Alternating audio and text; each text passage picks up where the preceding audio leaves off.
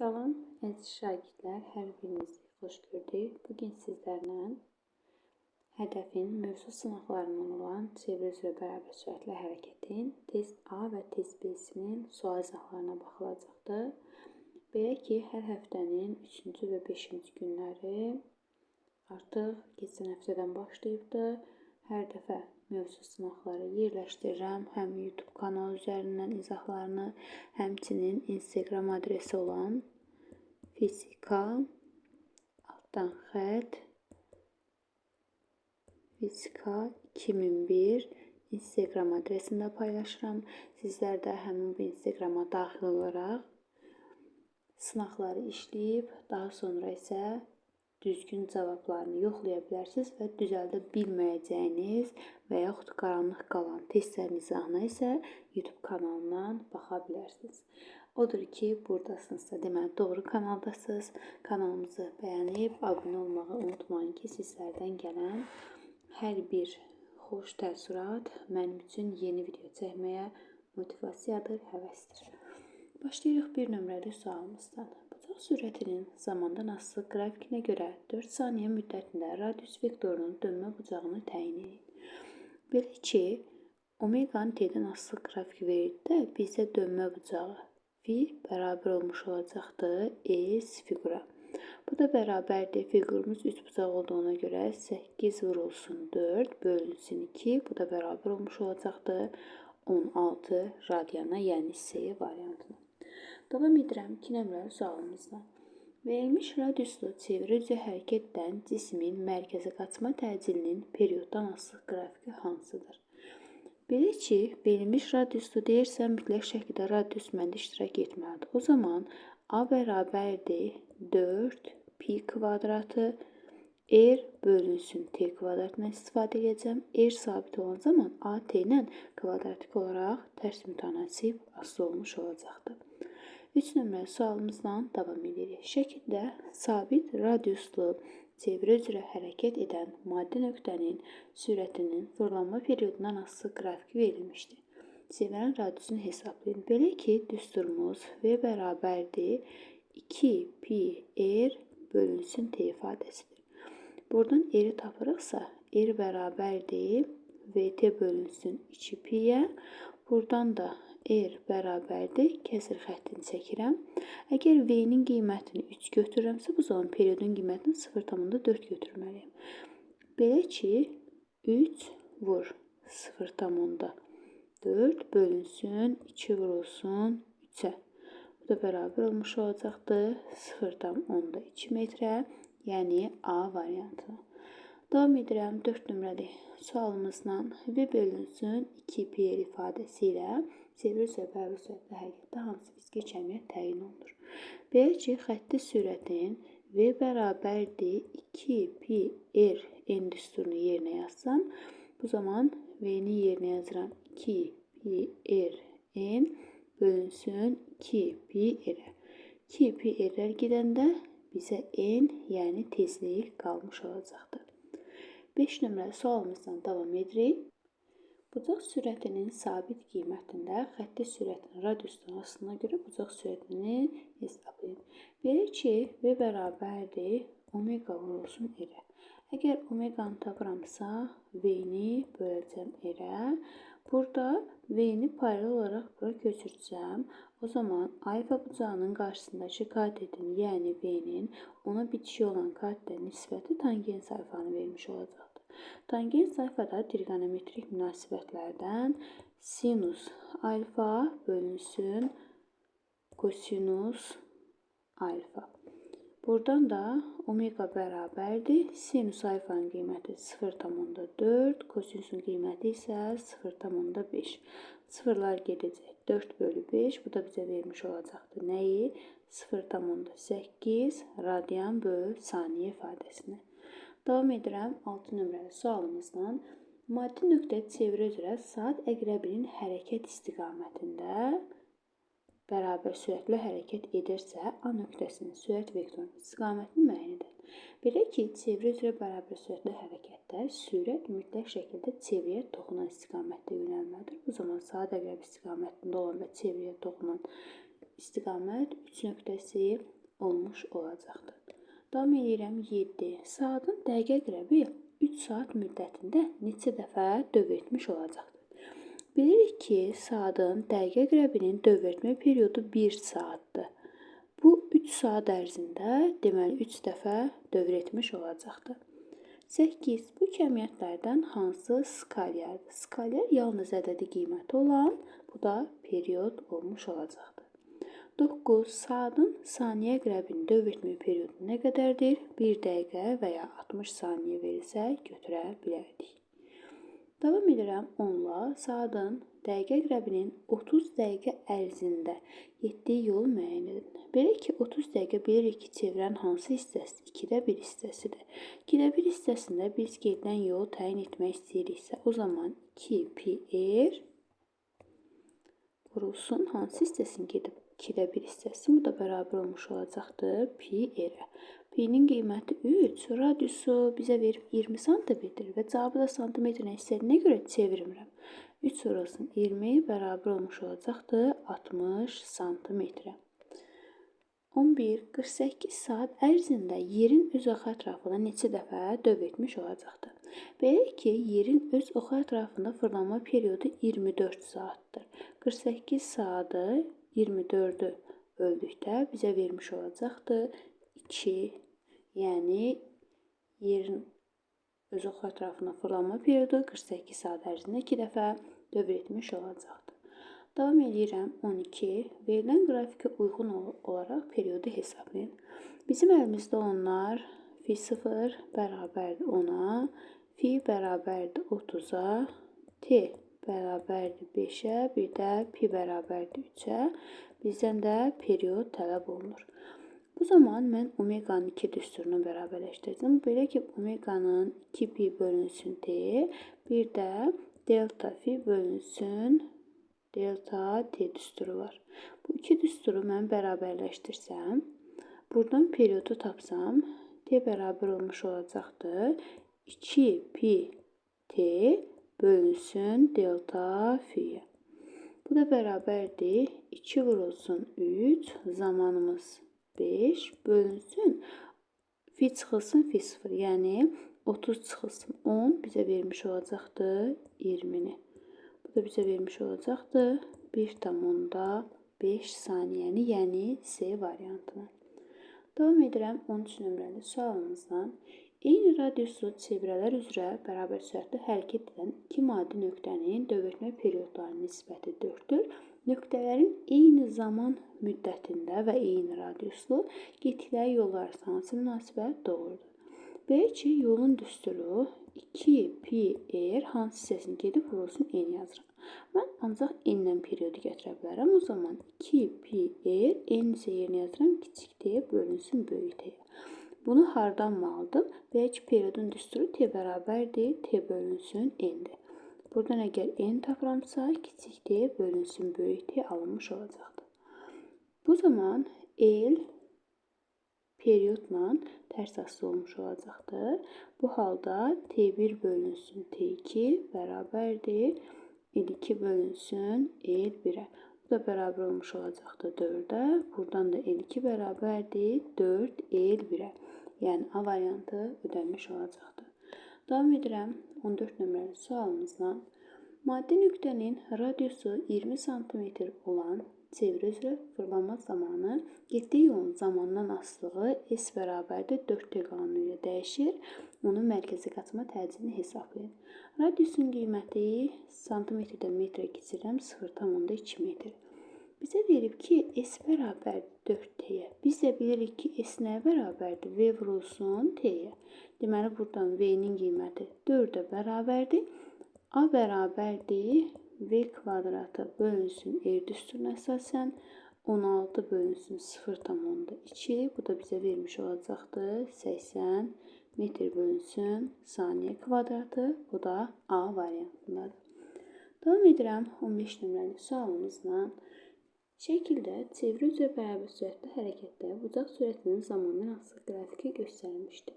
6 saniyə ərzində radius vektorunun dönmə bucağını hesablayın. Yenə bizə omeqanın T'dən asılı qrafiki verilibsə, biz fi'ni altında qalan fiqurun sayısına əsasən hesablayırıq. Bu da bərabərdir. Fiqur trapesiya olduğuna görə aşağı oturacağı 6, üstə gəlinsin, yuxarı oturacağı 4 ilə 2 arası 2-dir.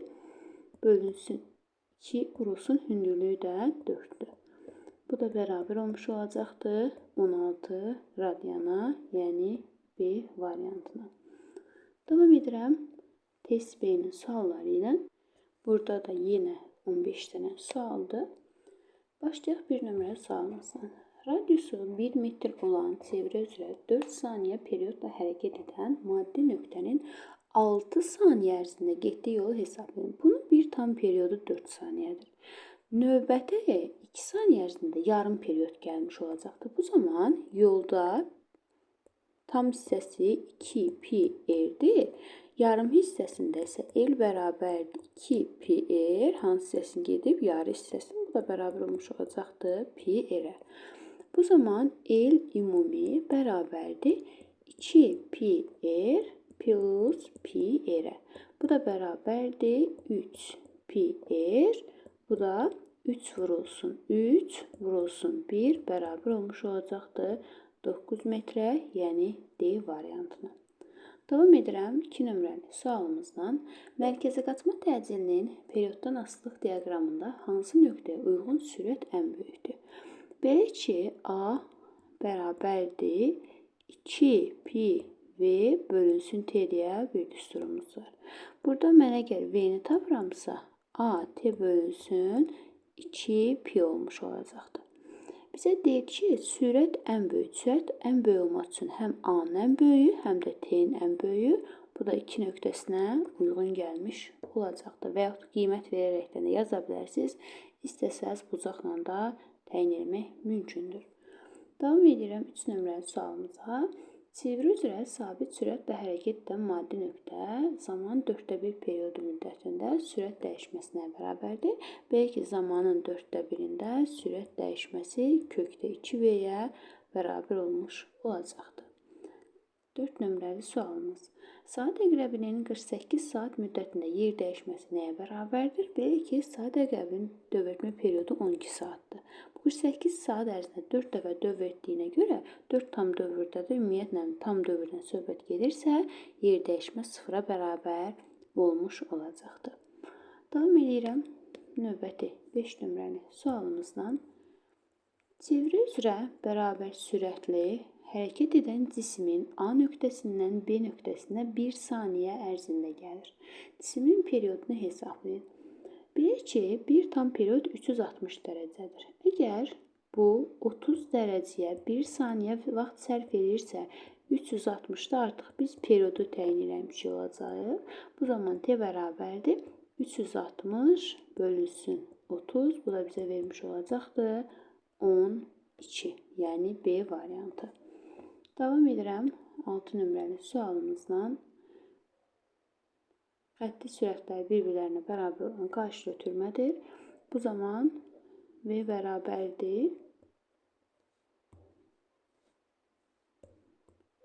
bərabərdir omega vurulsun R düsturuna əsasən omeganı tapdıqda V bölünsün R. Bu zaman omega R-lə tərs asılıdır. Onda omega A bölünsün omega B-yə, bu da bərabərdir RB bölünsün RA-ya. Bu da bərabərdir 4R bölünsün R, bu da bərabərdir 4-ü vermiş olacaqdır. Davam edirəm növbəti 7 nömrəli sualımızdan. Çevrə üzrə bərabər sürətli hərəkət edən cismin periyodu 12 saniyədir. Onun B nöqtəsindən C nöqtəsinə qədər sərf etdiyi zamanı hesablayın. Əslində bu sualda bir qədər qeyri-dəqiqlik var. Gəlin belə deyək ki, burada baxın A-la F, F-lə Y, həmçinin D-lə C, B-lə C. Olan hissələrdə biz bölgü haqqında tam belə məlumat əldə edə bilmirik. Məsələn, gəlin bu F-i də silirəm, nəzərdən çıxardıram C-ni də. A, D, Y, B 4 hissəyə bölürəm. Hər bir bölgüsünə 3 saniyə düşür. Çünki 12-nin 4-ə bölündə düşəcəkdir 3. İndi burada bir şeyə diqqət yetirin ki, bizə deyir ki, BC nöqtəsi arasında. Burada cavabın yanaşmadan deməli məsələ nədən ibarətdir? Bunlar BC nöqtəsi üçün hər birinə 3 düşməlidir. BC nöqtəsinə uyğun olaraq BC nöqtəsinin hissəsini DC hissəsindən bir qədər böyük veriblər. O zaman BC hissəsinə 2-si düşəcəkdir, CD hissəsinə isə 1 saniyəsi. Bizə hansını istəyir? BC-ni, bu da 2 saniyə bərabər olmuş olacaqdır. Davam edirəm. Növbəti 8 nömrəli sualımızla OA, AB bərabər olduqda fırlanan diskin üzərində A və B nöqtələrinin tezliklərini müqayisə edin. Bir dənə disk olduqlarına görə tezliklər bir-birlərinə bərabər olmuş olacaqdır. Davam edirəm 9 nömrəli sualımızla. Şəkildə göstərilən nöqtələrə uyğun gələn periodları müqayisə edin. Belə ki, V bərabərdir 2 pi r bölünsün T'dir. Buradan biz T'ni tapdıqda 2 pi r bölünsün V olacaqdır. Bu zaman r bölünsün V ifadəsi bizə vermiş olacaq nəyi? Kotangen sayfanı. Kotangen sayfada da bucağın qiyməti artdıqca mütləq şəkildə alınan qiymət də azalmış olacaqdır. Buradan T1 ilə T2 bir-birlərinə bərabərdir və onların qiyməti T3 ilə T4-ün qiymətindən böyük olmuş olacaqdır. Amma tangens olsaydı tam əksi olardı. Sonra 10 nömrəli sualımız. Çevrə üzrə 8 metr/saniyə sürətlə bərabər sürətlə hərəkət edən cisim T bərabərdir T bölünsün 2 müddətində yola görə hesablanmış orta sürət nəyə bərabərdir? Belə ki, V orta sürət bərabərdir L bölünsün T yazıram hələ ki, bu da bərabərdir L, yəni T bölünsün 2 hissəsində yolun uzunluğu 2 pi r vurulsun 2-də 1 bizə vermiş olacaqdır pi r. Pi r bölünsün, kiçik t'nin yerinə t bölünsün 2 yazıram. Bu da bərabər olmuş olacaq nə? 2 pi r bölünsün t. Bu elə adi sürət olduğuna görə 2 pi r-in qiyməti 8 metr bölünsün saniyə ifadəsi olmuş olacaqdır. Sonra 11. Sabit radiuslu çevrə üzrə hərəkət edən maddi nöqtənin fırlanma tezliyini, yəni n-i 4 dəfə artırdıqda mərkəzi qaçma təcili necə dəyişmiş olacaqdır? Mərkəzi qaçma təcilinin düsturu A bərabərdir 4 pi kvadratı r n kvadratı. Əgər n-in qiyməti 4 dəfə artırsa, mərkəzi qaçma təcilinin qiyməti 16 dəfə artmış olacaqdır. Davam edirəm. Növbəti 12 nömrəli sualımızdan. Saatın saat əqrəbinin 12 saat müddətində getdiyi yolu hesablayın. Saatın saat əqrəbinin dövrətmə periodu, yəni bir tam dövrü 12 saatdır. 12 saatda da bunun getdiyi yol L bərabər olmuş olacaqdır 2 pi r ifadəsinə. Davam edirəm 13-lə.